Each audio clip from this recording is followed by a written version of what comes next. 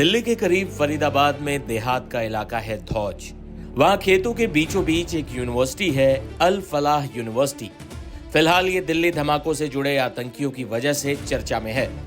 दिल्ली धमाके से एक दिन पहले इसी यूनिवर्सिटी में पढ़ाने वाले डॉक्टर मुजम्मिल की निशानदेही पर 360 किलो से अधिक विस्फोटक बरामद हुआ था। यूनिवर्सिटी में ही पढ़ाने वाली शाहिदा शाहिद की कार से हथियार भी बरामद हुए थे, जिसके बाद लखनऊ से उनकी गिरफ्तारी भी हुई। दिल्ली में बम धमाका करने वाला उमर भी इनका साथी बताया जा रहा है। ऐसे में फरीदाबाद की ये अल फलाह यूनिवर्सिटी कैसे आतंकियों की पनाहगाह बन रही है, ये सवाल उठ रहे हैं। देखिए यूनिवर्सिटी के बाहर से हमारे संवाददाता की ग्राउंड रिपोर्ट। अब तक कुल मिलाकर 52 लोगों से इस पूरे मामले में अल फलाह यूनिवर्सिटी के प्रशासन सहित जो लोग हैं उनसे पूछताछ की गई है, जिनमें से 6 लोगों को अभी डिटेन किया गया है। उनकी संदिग्धता के आधार पर उनसे लगातार पूछताछ की जा रही है और उसके बाद तमाम वो दस्तावेज और तमाम वो सवालों के जवाब निकालने की कोशिश की जा रही है कि आखिर कितनी क्लोजनेस थी और आखिर अल फलाह यूनिवर्सिटी में किस तरीके से ये लोग काम करते थे। आप मेरे पीछे देखेंगे अल फलाह यूनिवर्सिटी है, गेट के बाहर जो है वो गार्ड्स मौजूद है और अंदर जो पुलिस की टीम है वो अभी भी मौजूद है और लगातार जो छानबीन है वो इस पूरे मामले में की जा रही है। जांच पड़ताल लगातार जारी है और ऐसा लगता है कि कई और नाम जो है इस पूरे मामले में वो निकलकर सामने आ सकते हैं। तक इस पूरे मामले में 52 लोगों से इस यूनिवर्सिटी में पूछताछ हुई है। ये 52 में से प्रिंसिपल हैं और कॉलेज के स्टाफ हैं, हॉस्पिटल में काम करने वाले लोग हैं, वो तमाम लोग जो इन किरदारों के इर्द गिर्द घूमते थे, उनके दोस्त थे, साथी थे या उनके जानने वाले थे, उन सभी से पूछताछ की जा रही है। इसके अलावा अब तक इस पूरे मामले में जो 6 लोग हैं उनको अभी डिटेन किए गए हैं। ये नए 6 लोग हैं जिनको अभी डिटेन किया गया है। इन सभी 6 लोगों की जो संलिप्तता है उसके आधार पर इनको डिटेन किया गया। जब ये पूरा मैटर निकल के सामने आया था, कल ही की हम बात करें तो जो बड़ा पैमाने पे जो विस्फोटक सामग्री थी, अमोनियम नाइट्रेट विशेष रूप से जो बरामद हुआ था, उसके बाद से ही लगातार जो इन्वेस्टिगेशन के रडार पर अल फलाह यूनिवर्सिटी के तमाम वो स्टाफ डॉक्टर्स थे जिन लोगों से पूछताछ की जानी थी, जो कि इन सारे डॉक्टर्स जो पकड़े गए हैं उनके करीबी थे। अब से कुछ देर पहले अगर मैं बताऊं आपको तो हरियाणा पुलिस की एक टीम अंदर गई है, वहीं 2 टीम बाहर निकली है। अंदर कुछ लोग मौजूद जरूर थे। अब कुछ लोगों को अब तक जो बताया जा रहा है 52 लोगों को अब तक जो है वो अलग अलग बिठाकर उस पूरे मामले में पूछताछ की गई है। 6 लोगों को उनमें से अभी हिरासत में लिया गया है। ये सभी 6 लोग वो लोग हैं जो कि मुजम्मिल और आसपास के किरदारों के बेहद करीबी बताया जा रहा था और ये भी बताया गया है कि अदील से भी जो बातचीत है वो इनकी अभी तक सामने आई है। तो ऐसे में वो क्या बातचीत थी, इनका इन्वॉल्वमेंट क्या था, संलिप्तता क्या थी,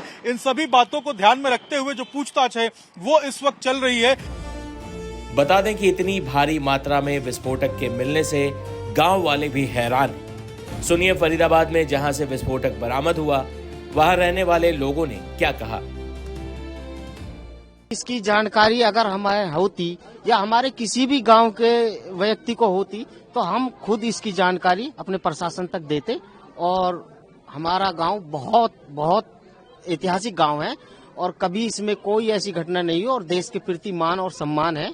हमारा गांव बहुत बहुत अच्छा, इस बारे में बहुत वो है कि हम तो खुद प्रशासन को सूचना कर देते अगर हमें ऐसा कोई मालूम होता है, गांव के किसी व्यक्ति को मालूम होता तो इसको किसी को ये नहीं था कि ऐसा हो सकता। लेकिन गांव में एक अनजान व्यक्ति आता है, वो भी इस इलाके का नहीं है। आपने जांच पड़ताल में पूछा तो गया या किसी को? बिल्कुल बिल्कुल, ये आपने बहुत अच्छी बात कही है कि बाहर का व्यक्ति आकर गांव में रहता है। बल्कि मैं तो ये कहता हूं कि आप सरकार को ये एक जागरूक कदम उठाना चाहिए कि हर गांव या में जाकर ये बताना चाहिए कि अगर आप किसी को दुकान या मकान किराए पर दे रहे हो रहने के लिए तो आप पहले उनके बैकग्राउंड चेक करो या उनके आईडी प्रूफ वगैरह जो भी है वो चेक करो। इस बारे में सरकार को जागरूकता करने की जरूरत है। बाकी ऐसी घटनाएं पहले कभी हुई नहीं है गाँव में, आगे से इसका ध्यान रखा जाएगा। अभी अगर आपके गांव में ये इंसिडेंट हुआ है, इसके बाद आपका गांव क्या स्टेप लेने वाला है कि इस तरह से? बिल्कुल, गांव में एकता के लिए जितने हमारे बुजुर्ग और मौजूदा आदमी हैं वो साथ बैठ के इसकी एक बैठक करी जाएगी और आगे से संज्ञान लिया जाएगा कि हमारे गांव में ऐसी घटना ना घटे और हमारी जो गांव की जो रेपुटेशन खराब हुई है वो आगे से हमारे गांव की रेपुटेशन ऐसे ना हो, खराब ना हो। लगभग हमारे गांव की 30-35 हजार की आबादी है, तो बड़ा गांव है। ऐसी किसी को जानकारी, किसी आदमी को या पड़ोसी मोहल्ले को ऐसी कोई जानकारी नहीं थी कि ऐसा भी हो सकता है। तो आगे से इसके बारे में हम एक जोड़ करेंगे बड़े बूढ़ों को बैठाकर कि आइंदा अगर किसी को मकान या दुकान दी जाए तो उसका आईडी प्रूफ चेक। अब अल फलाह यूनिवर्सिटी की भी बात कर लेते हैं। दिल्ली में लाल किले के पास हुए धमाके के बाद चर्चा में आई अल फलाह यूनिवर्सिटी 1997 में एक इंजीनियरिंग कॉलेज के रूप में शुरू हुई थी। फरीदाबाद के धौज में स्थित ये यूनिवर्सिटी दिल्ली के ओखला में रजिस्टर्ड अल फलाह चैरिटेबल ट्रस्ट द्वारा चलाई जाती। 2014 में यूजीसी से मान्यता मिलने के बाद ये कॉलेज यूनिवर्सिटी बन गया। इस ट्रस्ट के प्रमुख जवाहर अहमद सिद्दीकी यूनिवर्सिटी के चांसलर भी हैं। पिछले कुछ समय में यूनिवर्सिटी ने अपना विस्तार किया और ग्रामीणों से जमीन खरीदकर अपने इलाके को 30 एकड़ से बढ़ाकर 70 एकड़ कर लिया। यूनिवर्सिटी के सूत्रों ने बताया कि इस इंस्टीट्यूशन को अरब देशों से भी डोनेशन मिलता है। यूनिवर्सिटी में मेवात क्षेत्र, कश्मीर और बिहार के स्टूडेंट्स आते हैं। अल फलाह अस्पताल 1997 में एक छोटी सी डिस्पेंसरी के रूप में शुरू हुआ था, जो अब 800 से अधिक बिस्तरों वाले सुपर स्पेशलिटी हॉस्पिटल में तब्दील हो गया है। लेकिन आतंकियों से लिंक मिलने के बाद ये यूनिवर्सिटी विवादों के केंद्र में है। एनआईए से लेकर तमाम एजेंसियां यूनिवर्सिटी और अस्पताल की जांच कर रही हैं।